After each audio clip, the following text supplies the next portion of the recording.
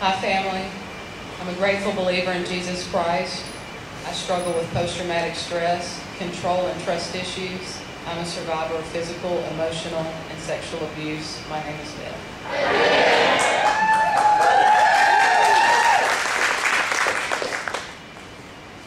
My life began in San Antonio, Texas, where I was born and lived for the first 6 days of my life.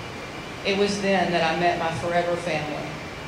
Joe and Elaine Nall are not just my adoptive parents, they are my only parents, the ones that have been there the whole time. We lived in East Texas for the first 5 years of my life, and then my parents, my brother David, and I moved to the Gulf Coast. I would end up growing up and spending many, many years there, more specifically in Mobile, Alabama. My mom's and dad's home was a Christian one, to say the least. My brother, who was actually their biological son, was 2.5 years younger than me. We grew up in a strict home, but a good home. My dad was an electrical engineer and also an ordained minister, even spending time as a Southern Baptist preacher when I was younger. My mother was a librarian, but her main job was as a homemaker. Growing up, I spent the majority of my life inside the church. Every single time the doors opened, I was there, with bells on. I didn't have a choice, but I still loved every minute of it. After all, it was the only life I knew.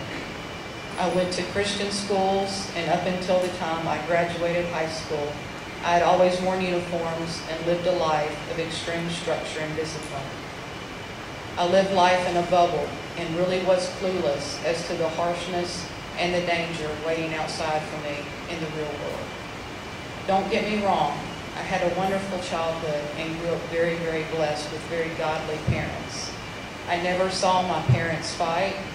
I definitely have a lot to be thankful for. To this day, my parents have never smoked, drank alcohol, or done drugs. One word may be coming to mind right now when you hear about my childhood, and that's perfect. It was not a perfect home life, but it was a life that I did feel like I had to live in perfectly.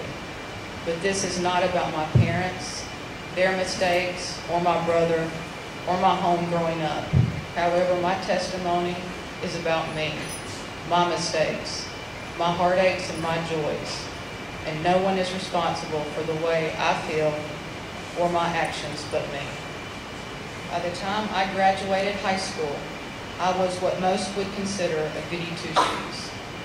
I had lived a very sheltered existence. I had never done or tried a lot of things that other teenagers had. I had never cussed, smoked, drank, or strayed far from church. I had lived on the straight and narrow and considered myself on fire for God. I was baptized and saved at a very young age and later rededicated my life as a teenager at church camp. The one thing that was lacking, and that was keeping my Christianity within safe boundaries, was that I had never really had my faith tested. I had been through trials, but never really experienced anything that would cause me to question God or His love for me. My life was safe, but the week after I graduated high school, that would all change. While on a family vacation in a picturesque mountain town, I was raped by a local man.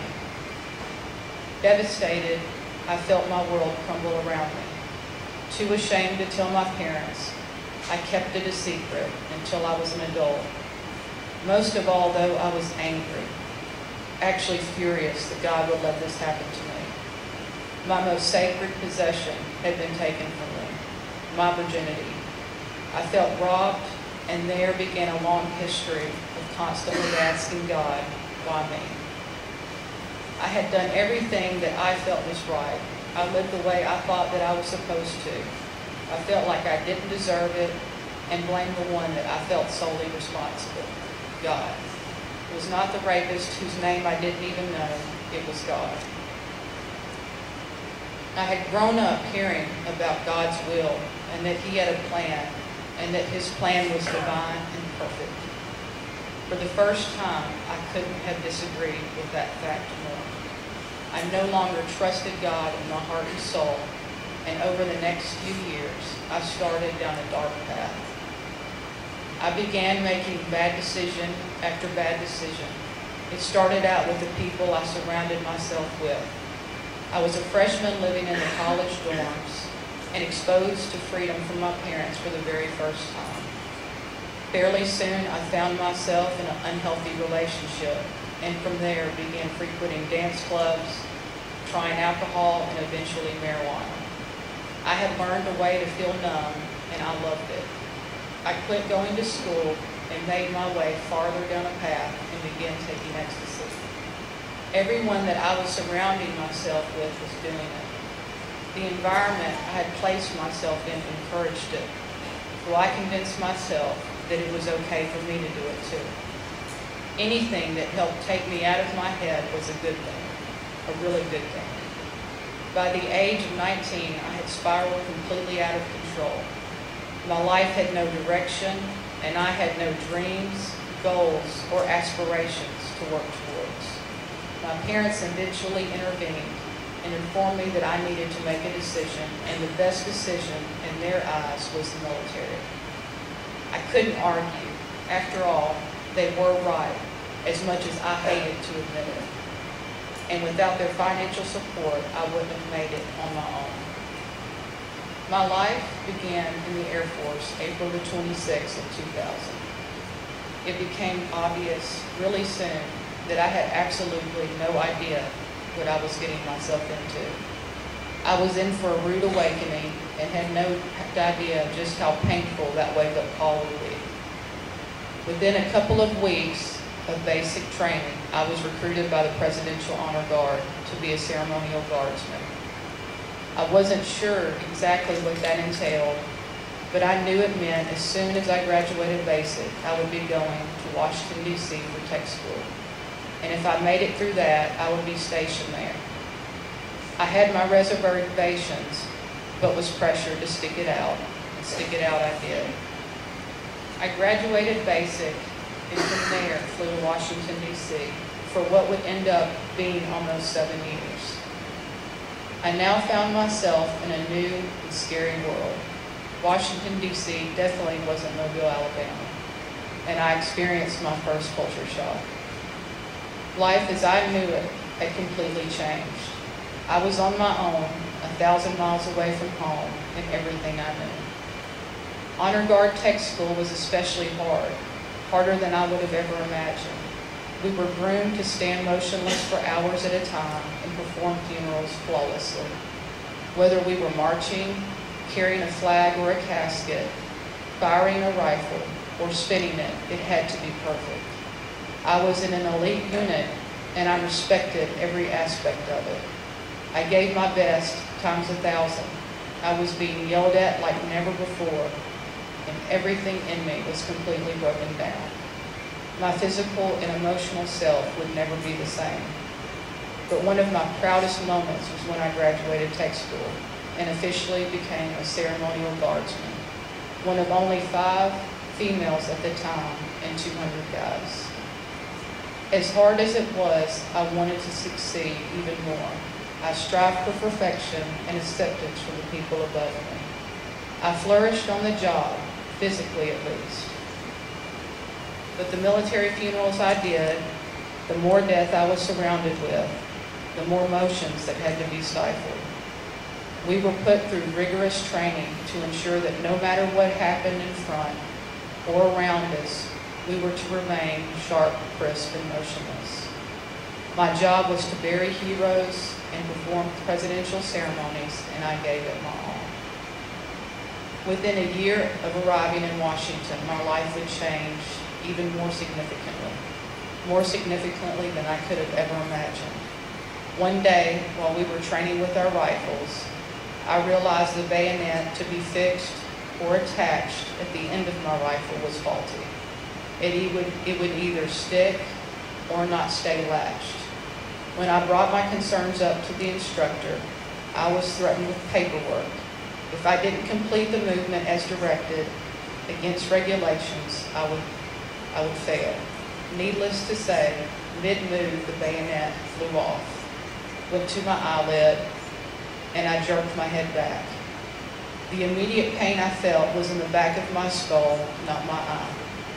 Thankfully and miraculously, I am not blind in that eye. But that day was the beginning of a long journey, a day that would ultimately change me forever. Jeremiah 29:11. For I know the plans I have for you, declares the Lord. Plans to prosper you, not to harm you. Plans to give you a hope and a future. The year was 2001, and I was engaged to someone in the honor guard that was higher ranking than me. I knew he wasn't right for me, but I just wanted safety. Safety from typical rumors about honor guard females, and safety from what I thought was my problem, my perpetual aloneness. I had a problem with allowing anyone to be close to me. I was numb, and no one or no thing was going to change that. After the bayonet injury, I started having headaches for the first time in my life. I went in for brain scans and was never told that anything was abnormal. I was told the opposite. I had no choice but to live life in pain as best as I could. I began having dizzy spells and felt disoriented most of the time. Anytime I would bring it up to my doctor, however, the answer was to give me meds and send me back out to Arlington National Cemetery to do my job. I didn't even necessarily want meds. My first experience with meds had been in the honor guard. It was a prerequisite to perform 6 funerals a day. The depression and anxiety meds made me comfortably numb, and that had become my safe place. Right before my fiance and I were supposed to be married, I found out I was pregnant, which was a complete shock since after my rape I had been told I would never have kids. So many emotions went through me: disbelief, embarrassment, fear, and in the pit of my stomach, dread. Dread because I knew in my gut that I was not with the man God had intended me to be with. I had fallen far from God, but his hand was always on me, and my conscience never left completely. Dread because I had to make that phone call to Mobile to let my parents in on the news. My Christian parents were about to find out their daughter was going to be an unwed mother. Before I could process too much of that, though, I found out that my fiance had gotten somebody else pregnant. We broke up, and once again I was angry at myself, and angry at God for letting this happen to me. I decided at the last minute, instead of adoption, that I was going to raise my daughter. And that was one of the best decisions that I have ever made. He has never been involved, but my parents, who I feared would disown me, have loved me and my daughter with all of their heart from the beginning. Not too long after I had Michaela, my headaches became more and more severe, and my ability to walk straight had lessened tremendously. It finally got to the point where I couldn't remember things. Couldn't remember how to fix my daughter's bottle or even drive home. I knew that it was time to go see my doctor. Despite how many times I had been sent away, told to shut up and that I was fine, I knew deep down inside that I wasn't. I explained to my doctor that I wasn't trying to get out of work, a stigma that I had tried so desperately to avoid in a predominantly male unit in the military. The doctor told me that he would look back over my records, but he just suspected that it was migraines.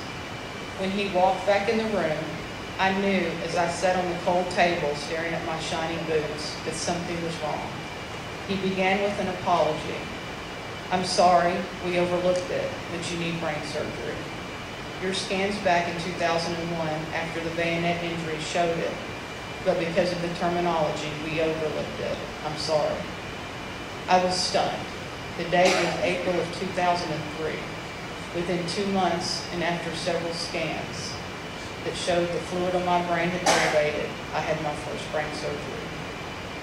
I still continued with the understanding that I'd had with God for years. It was a selfish understanding. When I wanted to interact with God, I would. If I didn't, I wouldn't. The end. I believed in God. I had my whole life called myself a Christian. However, I had never had a relationship with God through the fire. My relationship was one of convenience. When things were bad, I would pray, but I only depended on myself. I didn't want to relinquish control. I could handle it, or so I thought. After my diagnosis with the brain malformation, its subsequent surgery, the war raging inside of my soul became worse and worse. My whole life had changed drastically overnight. My daughter now lived with my parents. Most days I spent in bed in pain. My once very active, physically fit self had now become a shell of a person.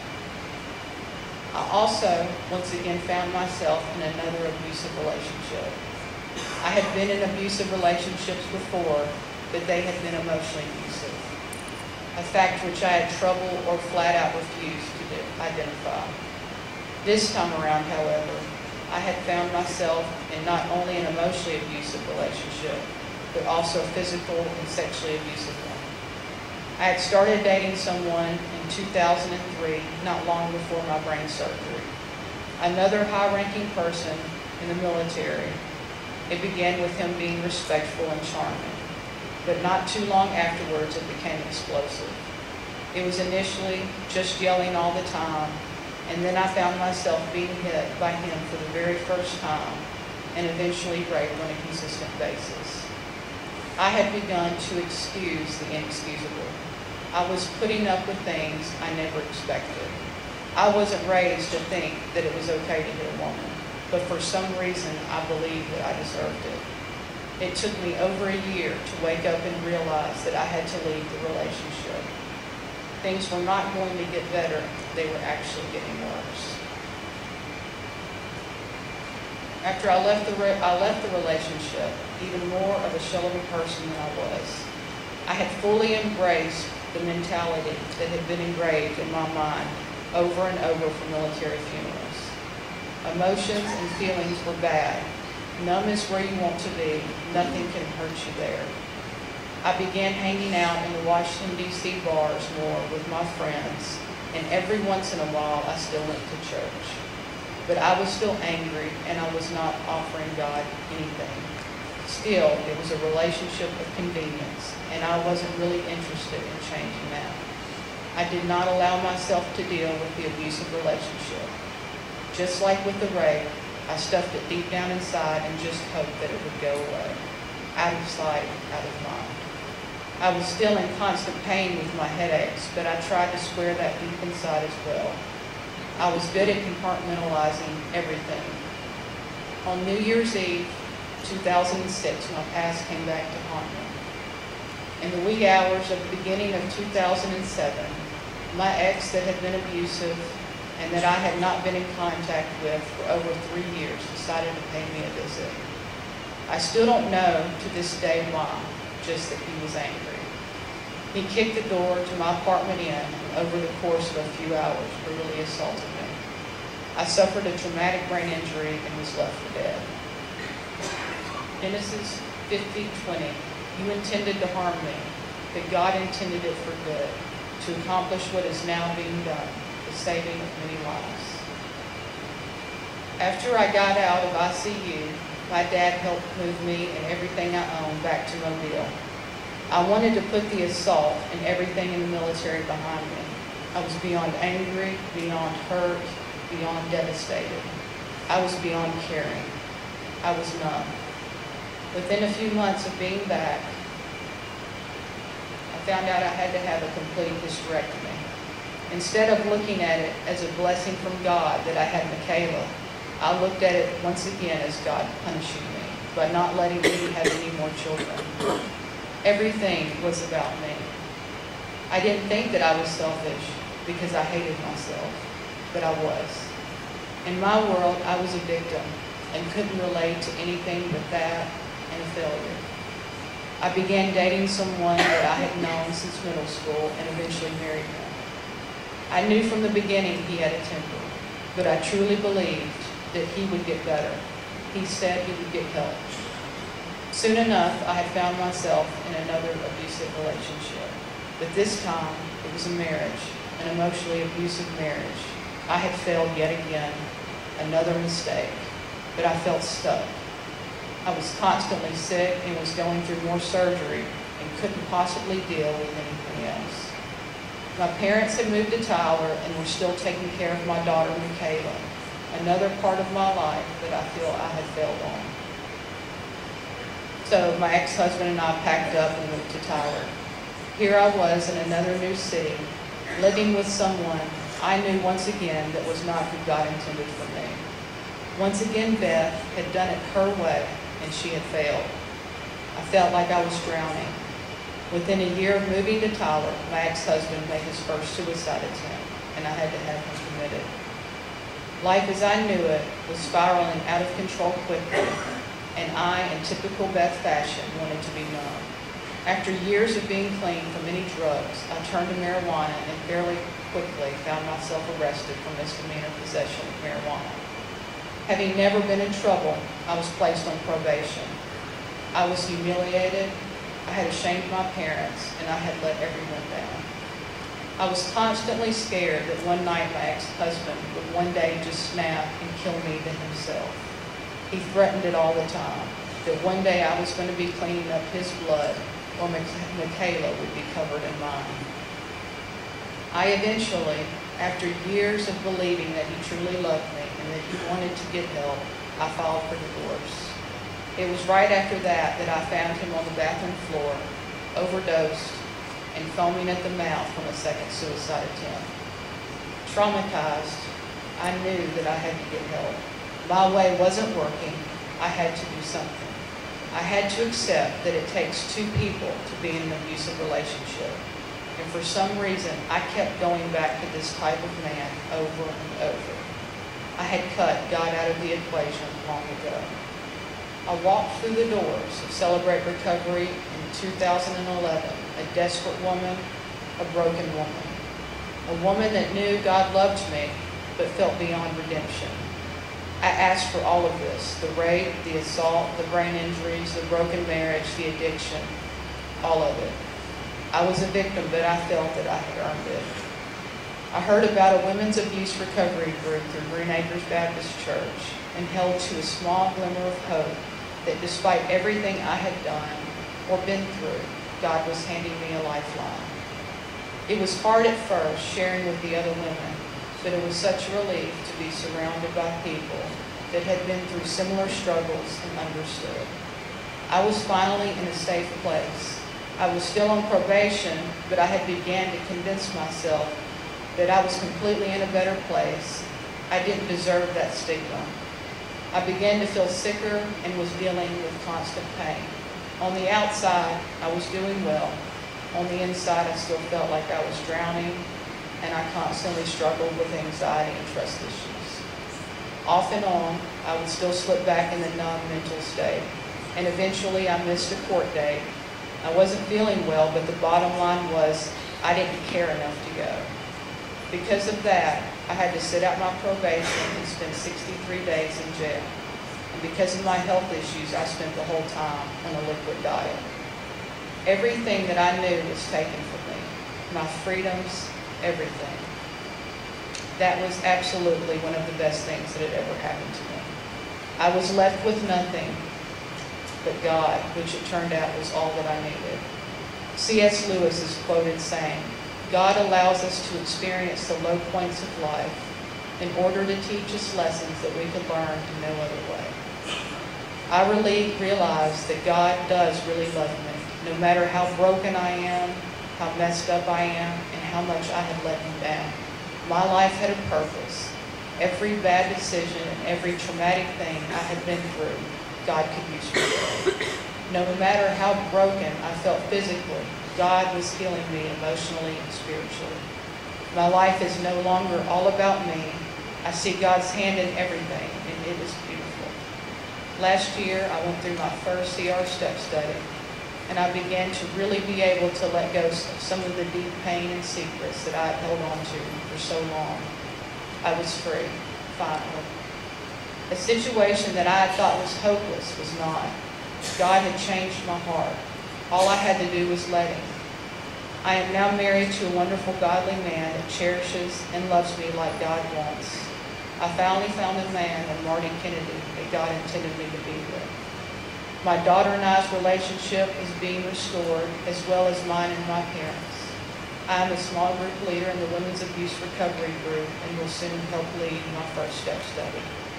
I am also in school, and with my degree, I plan to help other victims with post-traumatic stress or dealing with abuse or trauma.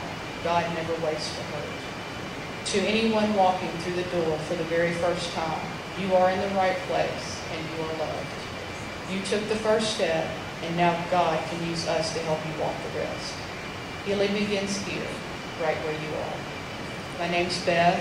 I'm a gratefully believer in Jesus Christ who struggles with post-traumatic stress, control, and trust issues. I'm a survivor of a physical and emotional and sexual abuse.